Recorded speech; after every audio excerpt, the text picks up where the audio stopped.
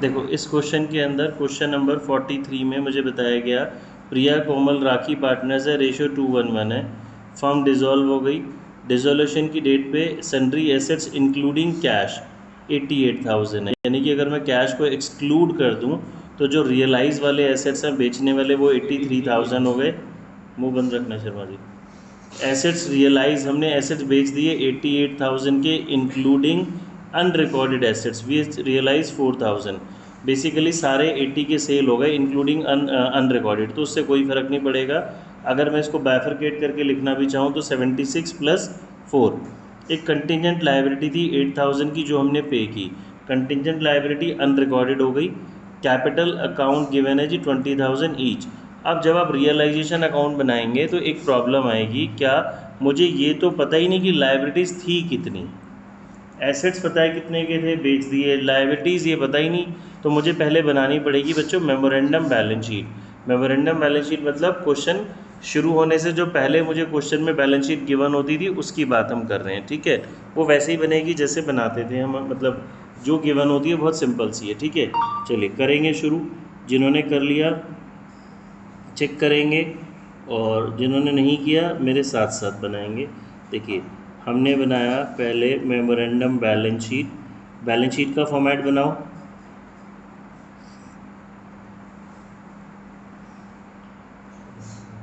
Balance sheet का format बनाओ, ठीक है। देखो एसेट साइड लिखो सन्ड्री एसेट्स 88 गिवन थे ना इंक्लूडिंग कैश।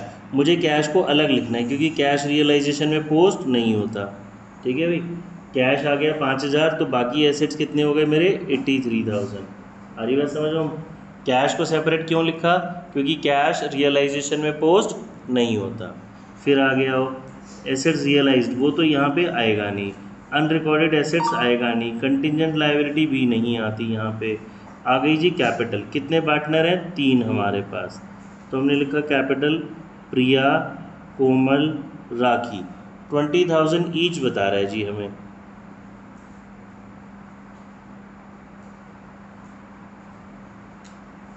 तो अब देखो बच्चे ध्यान से, हमें पता है बैलेंस शीट का टोटल दोनों साइड का टोटल इक्वल होता है ना।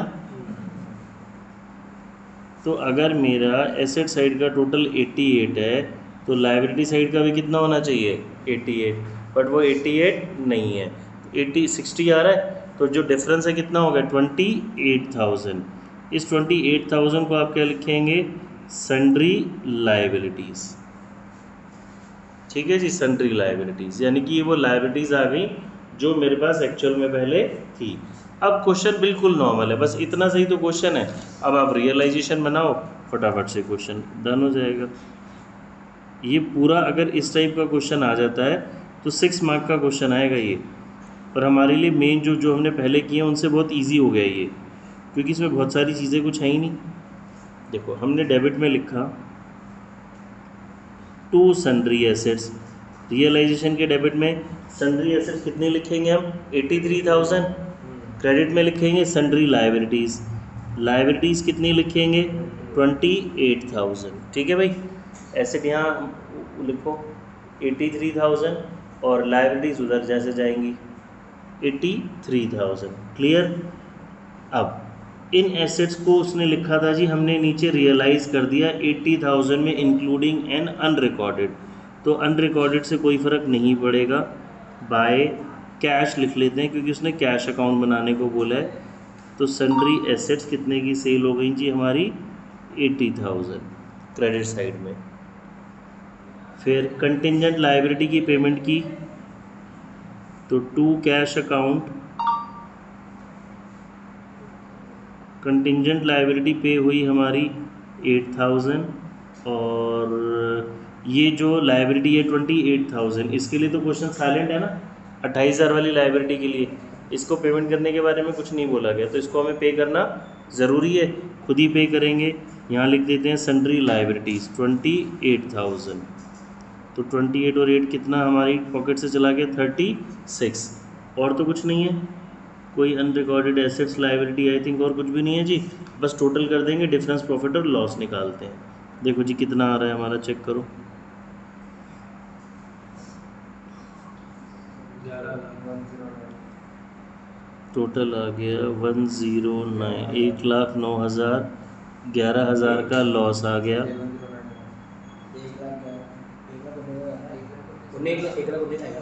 8 और 11, 1,19 टोटल है। लॉस 11,000 आ गया। ये लॉस तीनों लोगों में बटेगा, प्रिया, कोमल, राखी। 211 में करना कितना आएगा? कितना? 95। 95 कैसे आ सकता है? अभी 11,000 टोटल लॉस है तो 9500 टोटल लॉस 11,000 है ना, तो 9,500 एक 9500 कैसे? एक सेकेंड रुको, मुझे करके देखना है। वेट वेट वेट, ये शर्मा जी पागल हो जाते हैं। ये आएगा हमारा 2750, 2750 और 5500। ठीक है जी, ये हमारा लॉस आ गया। अब आप क्या बनाएंगे जी? Partners capital account. देखो बहुत सिंपल, बहुत छोटा सा क्वेश्चन बन जाता है हमारे लिए ये।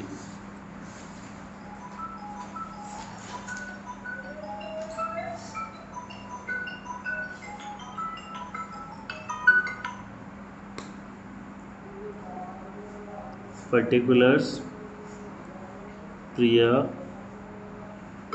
कोमल, राखी।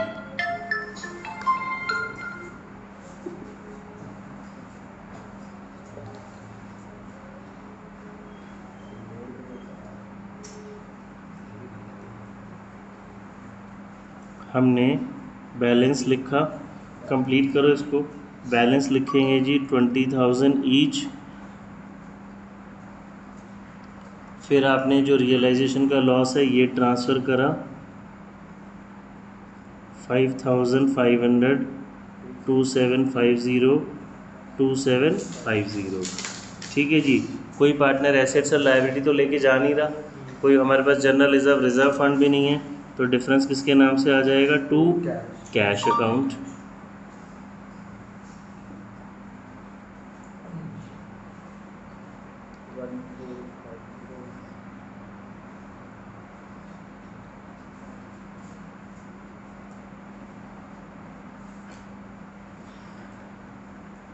$20,000 minus 5,500, 14,500, उसका 17,250 उसका।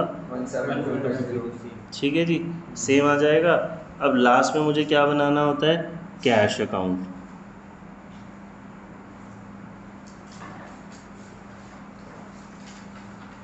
कैश अकाउंट में सबसे पहले बैलेंस बीडी लिखते हैं। ये बैलेंस बीडी कौन सा हो गया? ये जो बैलेंस शीट की एसेट्स में मुझे गिवन था ओपनिंग बैलेंस कैश का 5,000। उसके बाद क्रॉस पोस्ट करना है। देखो जी, ये रियलाइजेशन के डेबिट में था तो कैश के कहाँ चला जाएगा? क्रेडिट में। ये क्रेडिट में था तो कैश में कहाँ आ जाएगा? डेबिट में। क्रॉस पोस्ट करना है, जैसे बच्चे सभी लोग कर लेंगे साथ साथ। तो बाय रियलाइजेशन 36,000, डेबिट में टू रियलाइजेशन 80,000, और बाकी पार्टनर से आएगा प्रिया। तीनों का कैपिटल अकाउंट से ये मेरे पास बैलेंसेस आ जाएंगे। ठीक है जी, देखो ये बैलेंसेस मेरे मैच कर जाएंगे।